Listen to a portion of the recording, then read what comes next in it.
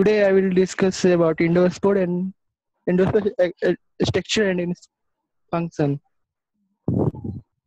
Now, indoor sport and its function. We look bacterial indoor sport are a special tough dormant and resistant spores produced by some gram-positive bacteria, only gram-positive bacteria of Firmicutes family during unfavorable environment conditions. Endospores are developed within the vegetative cells. They help the bacteria to endure the unfavorable environmental condition. Endospores have structural and biochemical characteristics. Gram-positive bacteria known to form endospores, just like Bacillus clostridium and Sporosaccina. Endospores are resistant to heat, UV ray, gamma ray, desiccation, chemical disinfectants. Endospore staining is done to yes ma'am. Endospore staining किया जाता है उसको study करने के Done लिए. to study them, yes ma'am. The position of endospore differs among bacterial species, and it is useful in identification them. Endospore can be terminal position, just like we see 2, 3, and 5 position, and also at lateral position, just see 6 number, and also at central 1 and 4.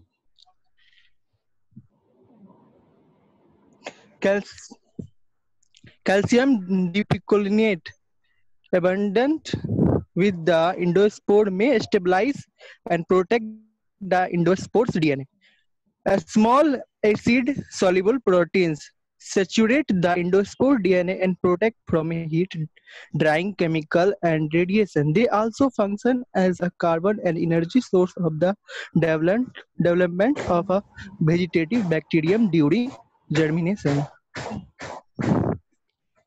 The cortex may osmotically remove water from the interior of the endospore, and the dehydration that result is thought to be very important in the endospore's resistance to heat and radiation. Under condition of starvation, especially the lack of carbon and nitrogen source, a single endospore from within some of the bacteria. The process is called sporulation. Now we say about endospore structure. We look here the spore mother cell and inner part we look endospore. ठीक है, बहुत अच्छा The structure of yes ma'am. उसको back structure दिखाओ फिर एक बार. Yes ma'am. हाँ, इसको लार्ज करो. इसका आउटर कवरिंग है ना, इसको एक्सोस्पोरियम बोला जाता है. ठीक है. Yes sir. Outer the outermost covering most cover is called exosporium, and then spore coat, and then cortex, then in center is look with DNA. DNA के चारों तरफ ना ये कवरिंग बन जाता है उसके. Yes ma'am. Spore cortex spore काफी हार्ड होता है, इसमें कैल्शियम डिपिकोलिनेट होता है, इसी कारण ये बहुत ज्यादा हार्ड हो जाता है. Right. Yes ma'am. And then core wall. Yes ma'am. The structure of endospore were very complex since they possess multi-layered covering. The outermost layer of the spore is called exospore, which is relatively thin and delicate. Beneath the sporium is a spore coat composed of several layers of proteins. A spore coat is comparatively thick. The thickness of the spore coat is one reason for to high resistance of endospores towards heat, radiation, and chemicals. Inner of the spore coat is the cortex. Cortex is the thicker wall layer in the endospores. Cortex is very large and sometimes occupy as much as half of the spore volume. The cortex is composed of peptidoglycan. The peptidoglycan in the cortex is less cross-linked than the vegetable cells. The innermost layer of the spore is called the spore cell wall or cell core wall. Core cell wall. A spore cell wall covers the central protoplast or core of the endospore. Look here, bacterial endospore. That's we after before we look. The endospore core has a normal cell structure as that of a vegetative cell. The core contains ribosomes and centrally placed nucleotide genetic material. Unlike the vegetative cell, the core protoplast and metabolically inactive. Inactive. The core only contains about 10 to 20% of the water of the normal vegetative cell. Thank you. चलो thank you very much.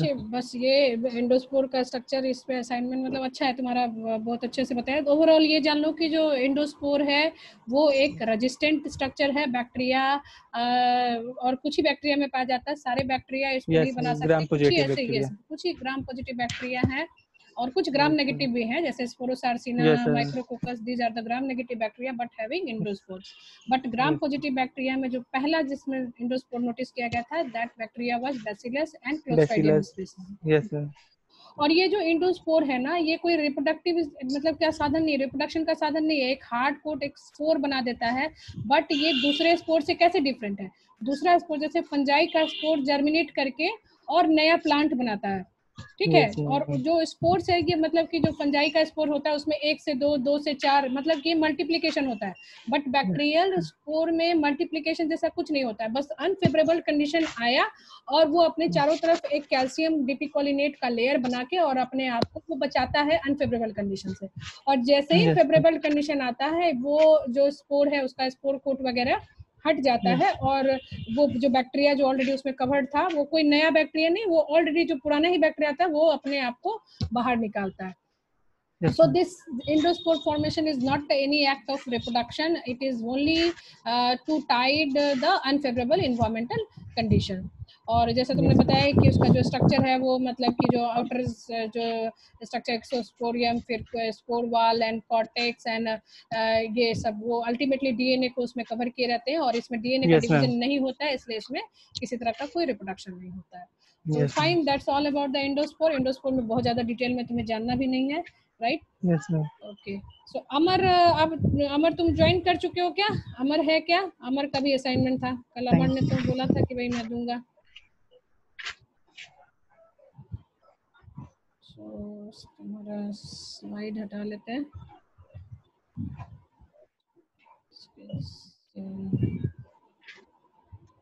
अमर प्रशांत जरा अमर को एक बार देखो। प्रशांत, अमर ने join तो किया ना, बात करते हैं मैम। उसका शेड्यूल है मैम, शायद शशि देने वाले थे, शशि से पूछ। हाँ शशि से पूछो। चलो किसका था? शशि तू कर दे प्रशांत, मेरा नहीं हो रहा, तू कर दे, ये भी तो है ही कंप्लीट। बाहर में अभी बाहर है।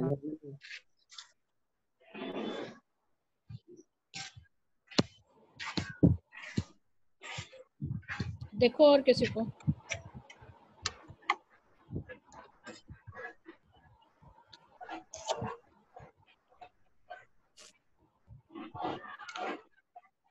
प्रशांत रेडी किया है मैम, प्रशांत रेडी किया है। हाँ प्रशांत चलो तुम दे दो।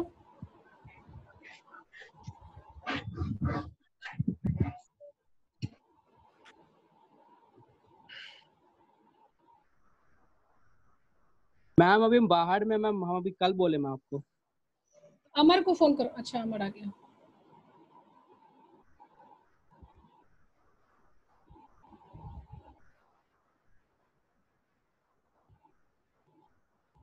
अमर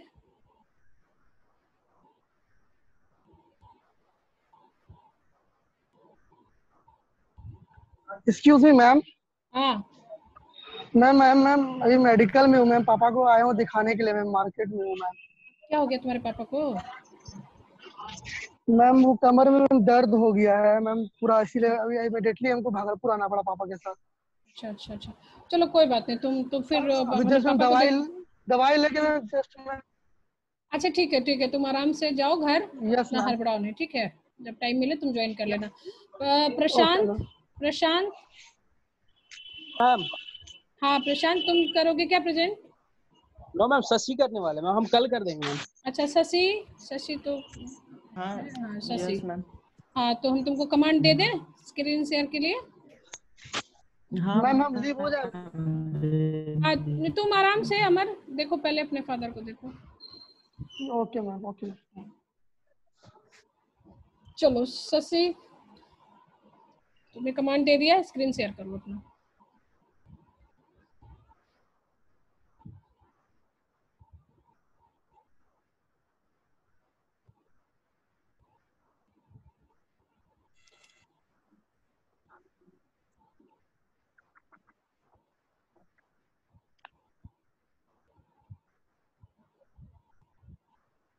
एक्टिनोमाइसिट्स, बड़ा अच्छा अच्छा टॉपिक तुम लोग को मिला हुआ है भाई।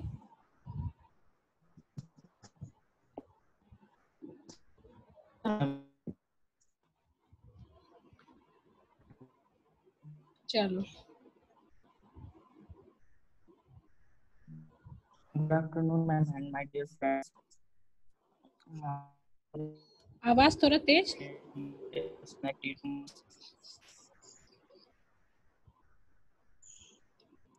ठीक है, actinomycetes are microorganism intermediate in form and function between bacteria and fungi, they are heterotrophic organism. हाँ ठीक है, हाँ बोलो बोलो बोलो, खुद से बोलो। That type of decomposable organic matter are proliferated in soil that are rich with plant and animal residues. They are present in biologic cells.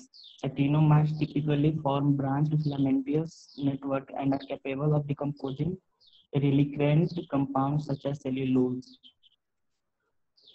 The organisms commonly release the earthy aroma often noticed when spreading humus or when humus swell. Characteristics of actinomycetes: structure prokaryotic, size 1 to 2 microdiameter, morphologic filamentous, length of cocci, gram stain, gram positive, respiration mostly can be anaerobic. Habitat: soil or marine. In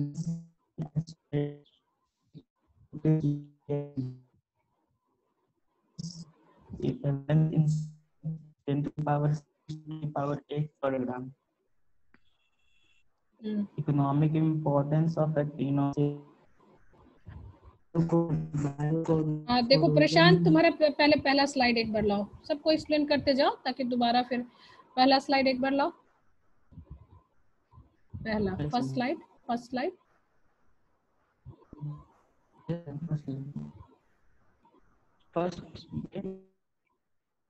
हाँ एक्टिनोमाइसिट्स जैसा ये बताया कि इसका जो एक life form है that is intermediate between bacteria and fungi. Bacteria जैसा उसका क्या कैरेक्टर है, तो भाई उसमें का जो सेल वॉल होता है वो पेप्टिडोग्लाइकेन का बना होता है, और जो फंजाई जैसा उसका कैरेक्टर ये है कि वो फिलामेंटस दिखता है, ठीक है ना। और ये जो मतलब कि एक्टिनोमाइसिट्स है ये हेटेरोट्रॉपिक ऑर्गेनिज्म है, दैट मींस कि ये डेड एंड डिकेइंग ऑर्गेनिज्म पे सरवाइव करता है। जा तुम्हारा स्क्रीन क्या हो गया शशि?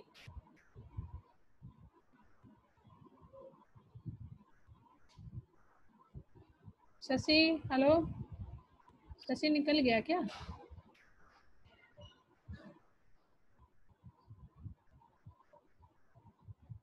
ओके हाँ तो क्या बता रहे थे कि ये फिलामेंटस इन नेचर होता है और ये सॉइल में एबंडेंटली पाया जाता है। और ये जो एक्टिनोमाइसिट्स है ना, ये बहुत ही इंपॉर्टेंट होता है क्योंकि जितना भी हमारा एंटीबायोटिक, मैक्सिमम जो एंटीबायोटिक है वो एक्टिनोमाइसिट्स से आता है। सो इन दिस वे जो एक्टिनोमाइसिट्स है ये बहुत ही ज्यादा इंपॉर्टेंट ग्रुप है। सो शशि आगे बढ़ो।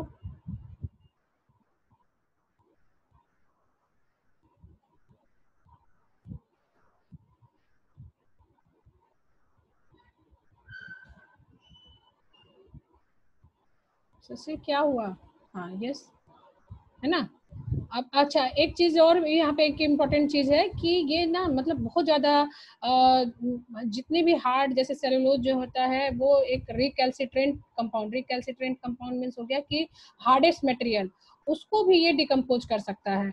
और एक चीज बताए कि जैसे जो हम लोग आखिर पानी जब बरसता है ना, तो पानी बरसने के बाद जो हमें एक रस्टी जो स्मेल आती है, जो एक मिट्टी की जो खुशबू आती है, that all because of this actinomycetes present in the soil. So इसका ये कैरेक्टरिस्टिक दिया है कि ये जो है वो प्रोकैरियोटिक इन नेचर होता है। जैसा कि इसमें बताया कि भाई इसका कुछ कैरेक्टर जो है वो बैक्टीरिया से एंड कुछ कैरेक्टर फंजाई से होता है। तो बैक्टीरिया जैसा कैरेक्टर हो गया कि ये प्रोकैरियोटिक होता है, क्योंकि फंजाई तो यूकैरियोटिक होता है, और फंजाई जैसा ये फिलामेंटस होता है। सो ये बार बार शशि का स्क्रीन गायब हो जा रहा है, उससे बेटर होता शशि तुम हमको भेज देते, हम इधर से प्रेजेंट कर देते। अच्छा तुम भेजे हो क्या शशि? मेरा मेरा नेटवर्क प्रॉब्लम है मैम, इसलिए दिक्कत तुम मेरे मेल पे भेजे हो क्या? हाँ मैम भेजे थे, फिर से भेज दे क्या मैम अभी? भेज दोगे तो फिर हम उसको प्रेजेंट कर देंगे। मैंने भी भेजा। या हम ट्राई करें मैम, फिर करो, फिर से करो, नेटवर्क प्रॉब्लम भी है और कोई दिक्कत नहीं, करो यस यस एक बार और ट्राई करो।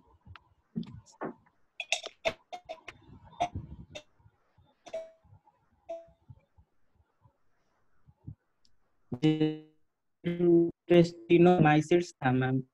हाँ। वही फिर इसका स्ट्रक्चर प्रोकैरियोटिक था, का मीटर मॉर्फोलॉजी था, मीडियस लेंथ ऑफ कोकाई था, स्टेम पॉजिटिव।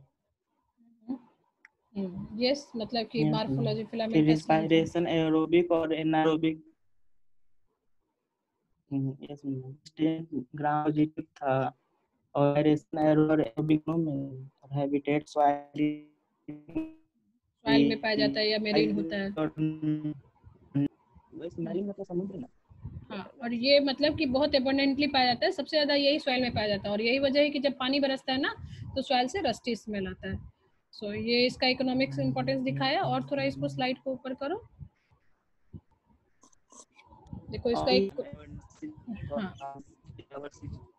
हाँ इसका देखो ये इकोनॉमिक इम्पोर्टेंस बताया है कि ये बहुत तरह का मतलब कि इससे कई तरह के प्लांट ग्रोथ हार्मोन्स इससे निकलते हैं, ये बायो रिमीडिएशन में हेल्प करता है, इसका बहुत तरह का इंडस्ट्रियल यूज है, ऑब्वियसली इंडस्ट्रियल यूज क्योंकि इससे बहुत तरह के एंटीबायोटिक्स बनते हैं, ये बायो कोरोजन वगैरह में मतलब कि हेल्प करता है, बायो पेस्टिसाइड्स की तरह भी एक्ट करता है, बायो मेडिकल्स की भी तरह एक्ट करता है, एंड एग्रो एक्टिव कंपाउंड्स की तरह भी होता है। तो इसका कुछ कुछ एग्जांपल नहीं दिया, जैसे बायो कोरोजन तो उसको थोड़ा सा है आगे दिखाओ। स्ट्रेप्टोमाइसिस एक है मैम जो बहुत ही यूज होता है हर्बिसाइड्स और पेस्टिसाइड्स बनाने में। अच्छा ये देखो इसने बताया कि ये नेचुरल जैसे एंटीबायोटिक में स्ट्रेप्टोमाइसिन हो गया, या जियोमाइसिन, ये स्पेलिंग तुम्हारा गलत है, अच्छा जियोमीन लिखा, अच्छा ठीक है। The compound which give soil and water a characteristic order, ये बहुत अच्छा इन्फॉर्मेशन दिया क्योंकि हम लोग नहीं पता था कि क्या कौन सा कंपाउंड है, बट इट इज जियोस्मीन, है ना, और वो उससे हमारा अर्दी ऑर्डर आता है, एंड ये मतलब कि कॉम्प्लेक्स ऑर्गेनिक मैटर को भी डिकम्पोज करता है, and it is capable of nitrogen fixation, जो फ्रैंकिया स्पीसीज है जो कि नाइट्रोजन फिक्स करता है अपने लीफ में। सो कंक्लूजन क्या निकाला भाई कि gain interest in agro industry as a source of biologically active compound, biological agent and as a PGPR within actinomycetes. Streptomyces is most used according to Tanaka and Nomura. About 60% of the new insecticides and herbicides originate from the microorganism. This growing interest is due to their low toxicity and environmental friendliness. They have the degradable nature while being highly specific and less toxic to non-target organisms. However, the identification of novel species as well as the mechanism of action of these bioagents is needed for the development of okay. ये इसका ये बता रहा है कि ये जो है इसको हम लोग एग्रो इंडस्ट्री में इसका यूज करते हैं as a bio control agent की तरह, एंड पीजीपीआर यानी प्लांट ग्रोथ प्रोमोटिंग राइजोबैक्टीरिया, है ना, जो कि कुछ ऑर्गेनिक कंपाउंड्स हार्मोन्स वगैरह का सेक्रेशन करे जो कि प्लांट के ग्रोथ को अल्टीमेटली वो प्रमोट करता है। इसमें कह रहा है कि इसको हम लोग हर्बिसाइड्स एंड इंसेक्टिसाइड्स की तरह यूज करने का भी इस पर ट्रायल चल रहा है।